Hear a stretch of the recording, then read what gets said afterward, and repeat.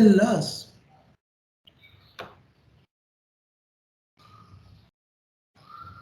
Buenas tardes, ingeniero. A continuación daré una breve exposición sobre los temas ya vistos dentro de la unidad, los cuales son dos leyes y uno es el principio de Pascal. Iniciaré diciendo sobre los personajes mencionados, que es la ley de Boyle-Mariotte, como segundo la ley de Charles y como tercero el principio de Pascal. A lo largo de la historia, esos tres personajes han aportado demasiado, ya sea para la física, química, pues hoy en día vemos reflejado que sin sus fórmulas o dichas objetivos que tenían al formularlas, pues no se aplicarían ciertas cosas en la vida diaria. Como primer número tenemos que es la ley de Boyle-Mariotte. Esta es una ley de los gases. Se dice que estudiaron independientemente la relación de volumen y la presión de un gas a temperatura constante. También como comentario ellos dijeron, y creo que es algo muy importante, para una masa fija de gas a temperatura constante, el volumen es inversamente proporcional a la presión. Al lado derecho tenemos un ejemplo que dice, si aumenta el volumen 10 veces, la presión disminuirá 10 veces. Si se reduce a la mitad, el volumen duplicará la presión. Y aquí vemos cómo está representado tanto el volumen, que es 1.51 en la primera figura, y cómo la presión es igual a 1. En el otro es distinto, pues el volumen es de 0.75 y la presión aumentó, que es de 2. A continuación, muestro lo que son las expresiones matemáticas de la ley de Boyle.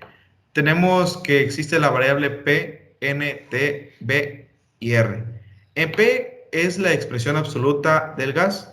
En N decimos que es la cantidad de sustancias. En T es la temperatura obsoleta. En V es el volumen. Y en R es la constante de gas ideal. Tenemos que P1 por V1 es igual a P2 por volumen 2. PV es igual a NR por T. Como ejemplo, al lado derecho tenemos una figura donde la presión nos marca que está en 2 y la temperatura en 300. Vemos que el frasco, podremos decirlo así, se está calentando, en el cual va aumentando poco a poco conforme el gas pasa. Hablemos un poco sobre la ley de Jacques-Charles. Básicamente yo considero que es similar a la que acabamos de ver. Como incógnita ponemos, ¿por qué ocurre esto? Cuando aumentamos la temperatura del gas, las moléculas se mueven con más rapidez y tardan menos tiempo en alcanzar las paredes del recipiente.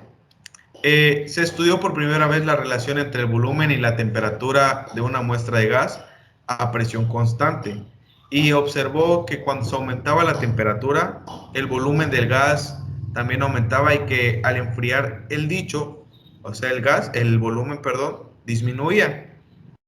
Lo que Charles descubrió en sí es que la cantidad de gas y la presión permanecen constantes. El cociente entre el volumen y la temperatura siempre tienen el mismo valor. Igual coloqué un ejemplo pequeño sobre cómo son las moléculas y a qué se refiere que se mueven con rapidez. Aquí podemos ver cómo está si aumentamos la presión, cómo esta cambia en la atmósfera o en la presión y también cómo disminuye en el volumen. Esta es la representación de la ley de Charles. Aquí vemos sobre las variables y las fórmulas que se aplican. Encontramos que está la primera fórmula en estado inicial, que es volumen 1 por temperatura 1, nos da como resultado la variable K, que es el resultado final. Ahora, como estado final, tenemos también que es el volumen 2 por la temperatura 2. Y aquí vemos que están como puntos: a mayor temperatura aplicada al gas, mayor es su volumen, siendo la presión constante. Volumen y temperatura son magnitudes diferentes y proporcionales. Estas son las primeras fórmulas las cuales se plantearon para conocer lo que propuso Charles. Vemos igual al lado izquierdo cómo está en estado inicial y cómo en estado final al calentarse, y vemos que esta incrementa. El principio de Pascal. Un principio que lo vemos hoy en día, pues en todas partes, cuando se nos compone un carro, cuando queremos levantar cosas pesadas y utilizamos un objeto hidráulico. En eso repercute Pascal.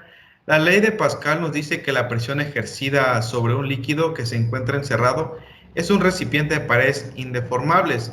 Se transmite por igual a todos los puntos del líquido y las paredes de dicho recipiente.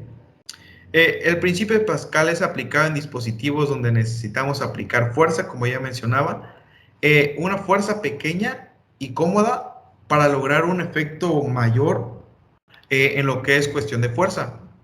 La importancia de este principio radica en la relación que hay en la presión y la profundidad del fluido o en la temperatura de columnas de fluido a partir de un valor de referencia. En clases pasadas observábamos sobre el fluido y usted, ingeniero, nos hacía la pregunta si la presión era la misma o cambiaba.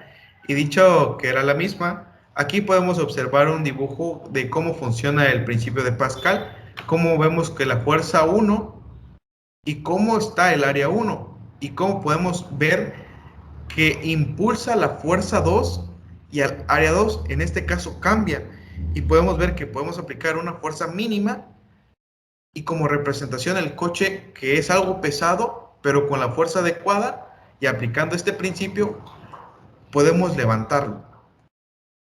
Ahora, la representación del principio de Pascal.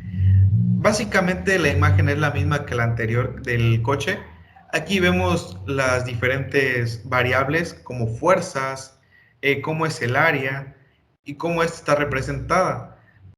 Vemos que están aplicadas en todas las fuerzas. Para conocerlas tenemos una fuerza inicial y una fuerza final, que es básicamente lo que conocemos.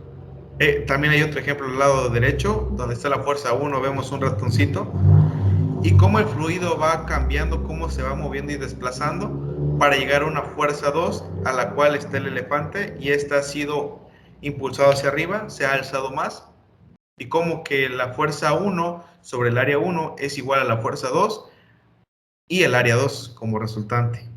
Eso sería todo de mi parte, ingeniero. Espero le haya gustado la explicación sobre los temas ya presentados por usted durante la unidad y sería todo de mi parte. Muchas gracias.